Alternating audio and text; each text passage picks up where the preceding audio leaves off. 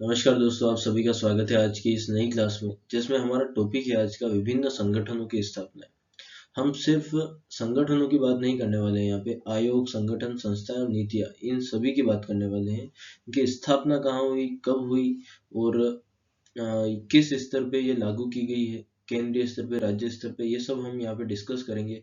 और उन्हीं पे कुछ महत्वपूर्ण प्रश्न है वो हल करेंगे, जो खास तौर से आपके थर्ड ग्रेड का एग्जाम जो अभी जनवरी में है और RPSC first grade second grade के जो एग्जाम आने वाले महीनों में है, उन उसके लिए बहुत ज़्यादा इंपॉर्टेंट है। क्योंकि यहाँ से हम अक्सर देखते हैं कि दो या तीन प्रश्न यहाँ से देखने को मिल जाते हैं।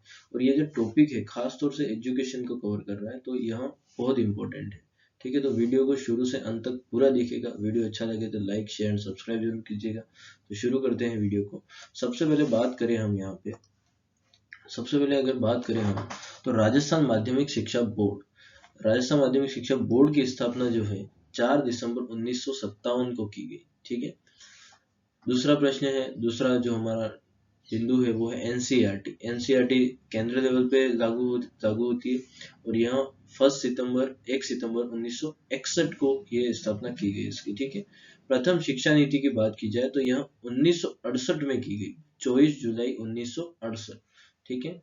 उसके बाद एससीईआरटी, एसआईईआरटी या फिर हम बोल सकते हैं आरएससीईआरटी, यह जो है 11 नवंबर 1978 को स्थापना की गई और ये कहाँ पर स्थित है, उदयपुर में। ठीक है। राष्ट्रीय शिक्षा नीति की अगर बात की जाए तो यहाँ 1986 में स्थापना की गई या फिर लागू की गई। दीक्षा ऐप की अगर बात की जाए तो 5 सितंबर 2017 को यहाँ दीक्षा ऐप जो है उसको लॉन्च किया गया। राष्ट्रीय पोषाहार कार्यक्रम जो है वो 15 अगस्त 1995 को तमिलनाडु से शुरुआत की गई। ठीक है। और उसके बाद आगे बात करते हैं ऑपरेशन ब्लैक बोर्ड कार्यक्रम। ऑपरेशन ब्लैक बोर्ड की अगर बात करें तो यह 1987 से 88 का जो सन है, उस सत्र है, उसमें ये इसकी स्थापना की गई या फिर लागू किया गया। ठीक है। आगे देखते हैं हम राजस्थान मदरसा बोर्ड की अगर बात करें तो राजस्थान मदरसा बोर्ड जो है वो 2003, 27 जनवरी 2003 जयपुर से इसकी स्थापना की गई। राजस्थान पाठ्य पुस्तक मंडल, जो हमारे गवर्नमेंट स्कूल की जो किताबें एक तरीके से आती हैं, ठीक है, वहाँ 29 दिसंबर 1973 में जयपुर में इसकी स्थापना की गई, राज्य पाठ्य पुस्तक मंडल की।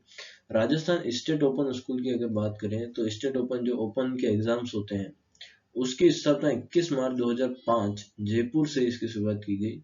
जयपुर में इसका कार्यालय है। उसके बाद हवा महल, एसआईईआरटी, ये लगभग जो कोरोना का समय आया था उस समय ये शुरुआत की गई। 2 मई 2020 से इसकी शुरुआत की गई। बैक टू स्कूल, यहाँ भी कोरोना के समय 21 जून 2021 को इसकी स्थापना की गई। समग्र शिक्षा अभियान जो है उसकी स्थापना 24 मई 2018, पहला जो इसका पार्ट था। और इसी का जो दूसरा 2.0 जो आया वो 4 अगस्त 2021 में इसकी स्थापना की गई। उसके बाद बात करें इस्माइल की, जो कोरोना के समय ही शुरू किया गया था।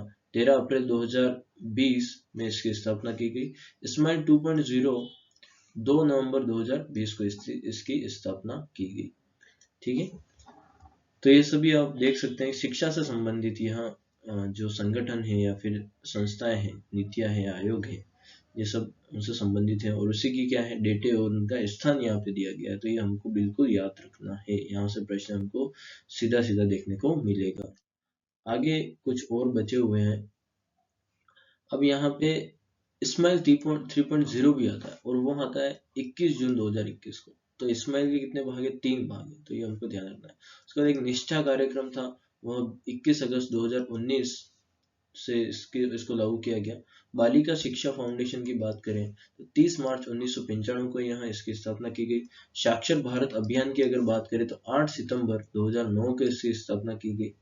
मुख्यमंत्री कोरोना बाल कल्याण योजना, यहाँ 12 जून 2021 को स्थापना की गई। और शाला संबलन ऐप जो है, जो स्कूलों में खास तौर से जो पीओज होते हैं उनके पास होता है, वो 15 सितंबर 2021 को इसकी स्थापना की गई या फिर लॉन्च किया गया। ठीक है।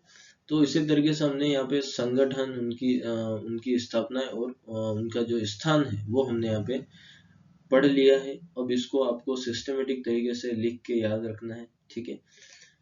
अब इसी पे कुछ प्रश्न हम यहाँ पे कर लेते हैं जो महत्वपूर्ण है। पूर्व शिक्षा राज्य मंत्री गोविंद सिंह डोटासरा ने शाला संबलन ऐप का शुभारंभ कब किया? तो ये अभी जस्ट हमने देखा है कि ये कब किया गया, 15 सितंबर 2021 को। तो ये हमारा बी यहाँ पे सही उत्तर होगा।